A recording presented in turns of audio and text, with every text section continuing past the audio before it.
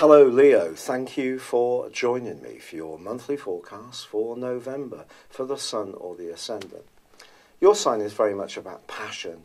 Your ruler is the Sun, so you are the primary zodiac sign of the whole zodiac when it comes to self-manifestation, of having that desire and enthusiasm to show people what makes you absolutely unique. Now this month does begin with the Sun transiting its way through a more sheltered area, one which is very much to do with reflection, to do with home and family, and to do with your domestic scene, but also your inner workings, the inner part of your nature. Now, of course, also the North Node, which has been with you so successfully in terms of boosting your creativity, this is the point of destiny.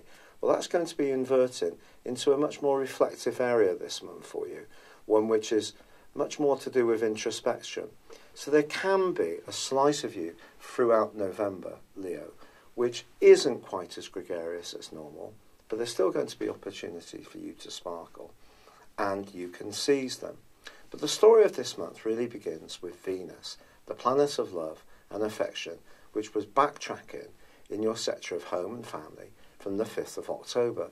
Well, that continues to retrograde, but it moves into a much more vibrant location from the 1st of this month, and through to mid-month does continue to be retracing her steps. So care around your personal expression is going to be important, especially because Venus is in broad opposition with Uranus in the first half of this month. Now, Uranus is an interesting influence, isn't it? Because since the middle of May, it's been shaking up how you think about how you interact with the world at large. If you felt unsettled in a job, a bit bored, things haven't been developing quite as you would like, you feel that you could do more, but there's something that's holding you back. I think the things that have been holding you back have been the anchor of Saturn in your 6th solar house and the power of Pluto in the same location, because those are making you mindful of your obligations to others, your responsibilities. But Uranus in its opposition to Venus is heightened from the 7th when Uranus returns to your sister fire sign of Aries. Now, I do feel if there is a relationship in your world which does require a little bit more spontaneity, well, certainly you have an opportunity to access it at this time.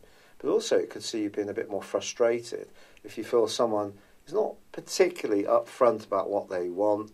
Perhaps you're wanting them to take a bit more lead in creating the spark between you, especially if one's grown a little stale. If you're single, don't be surprised if you find yourself attracted to someone who maybe has quite a charismatic nature themselves. Whether this will be long-lasting or not is another matter. But Uranus does go on to forge a fine link with Mars at the end of week 2, which suggests that if you do reach out to someone who you really like, if you are single, it could just pay off for you. However, Mars, of course, generally, since the middle of May, has been in Aquarius, all but for 1 month, when it backed into Capricorn. Now, Mars is going to relocate middle of the month into the sign of Pisces, which is all for you about passion. It's about what you share with others. It's about financial instincts. It's about your entrepreneurship, your desire to improve your lot. For Mars to be making progress through this sign, you need to be aware of the wateriness of Pisces. So Mars isn't necessarily going to give you all of the spark. You're going to have to find some of it yourself, because Mars is not incredibly comfortable in the sign of Pisces, but it does give you a chance to shake things up a little bit. Certainly make you much more aware of your desires, whatever they are. Interesting stuff. But also, we got a new moon on the 7th, and that new moon in Scorpio links with Neptune, which is in Pisces. So if there is something that you want to change about the basis of your home, it could be that you're about to realise some kind of home improvement scheme which really gives you a lift. It may be a new decorative idea. It may be some new furnishings. Maybe you're going to make your home comfortable for visitors at Christmas. Or perhaps it's something that's going on deep within you, but your sensitivity to your interactions with others is really heightened. And if your more vulnerable side is not being fed by a close relationship, you're going to become much more conscious of it in the following month from the 7th. There is no question of that. But on the 9th, Jupiter, the planet of growth, returns to the most splendid location for the first time in 12 years. This is all about you showcasing to others just how clever you are, quite honestly. And you'll be thinking, Patrick, you should know. I'm only teasing. Of course, you have that innate charisma. That is absolutely obvious with every Leo, quiet or more extrovert. But are you really exercising your talent to its fullest extent? The next 13 months gives you a platform to really power into opportunities in a much more enthusiastic way, because you are a fixed sign. So you don't always go on the front foot quite as spontaneously as some astrology manuals might say, because making that first start can take quite a lot of change and transformation, and you can resist that because knowing what you know makes you feel safe and comfortable. But I think you have an opportunity to be much more daring with Jupiter's support. This can be around your love life, it can be around your talents. If you're someone who's always felt that you could write a book or create things with your hands or set up your own website or your own business from the comfort of your home, go for it. Believe in yourself, Leo. Jupiter's going to give you fine support. However, this is a month when Mercury is also crucially important. Now, you may be thinking, is that because of the retrograde? Well, the retrograde begins on the 17th, you're absolutely right. And if you are single and you're hoping to meet someone, there could be many a twix and flow in the contact between you and anyone new you encounter. That's absolutely true through to the end of the first week of December. But more complexly, Mercury is angling towards Neptune in 2 phases this month. The first phase lasts 10 days, and the second phase is in about the last week of the month. And what I'm going to try to explain to you is quite complex. Mercury is about practicalities. It's about how you think, about how you express yourself. In the 5th house, it's joyful. When that retrograde begins anyway, it is going to bog things down a bit. But with Neptune there, Neptune's very watery in its home zone of Pisces. It distorts.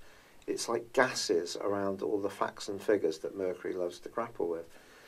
If you are attracted to someone who seems a bit evasive or doesn't seem to share everything about them, I would really proceed with a lot of care.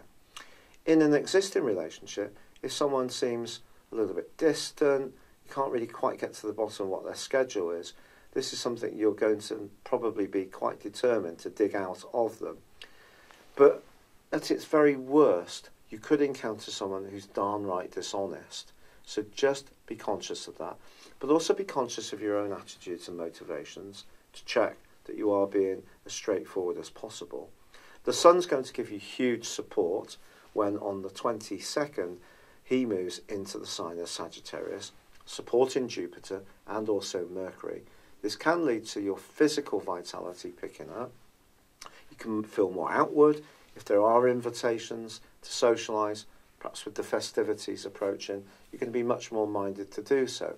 But crucially, because the full moon on the 24th clashes with Mars, newly located in that passionate location of Pisces for you, basically don't think this is a great time towards the end of this month to be speculating too riskily in the terms of accumulating. Now, there is a part of you that does love to be a bit more daring, despite making that initial move, which you can be a bit tentative about.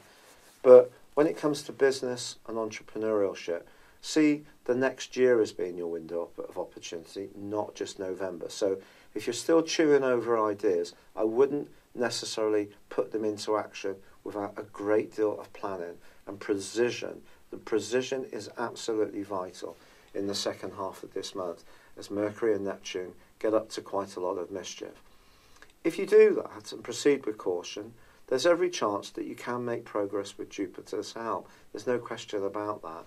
But equally, if you're single and there is that person that you find to be very dramatic and impressive, but a bit mysterious, don't get too caught up in the wonderment of the mystery. Don't put them on a pedestal. Just get to know them in a very methodical way and just take a bit of a chill pill and just see where that leads. And it could lead to a wonderful involvement, but I wouldn't rush into any new involvement, whether it's in a business context or a personal one.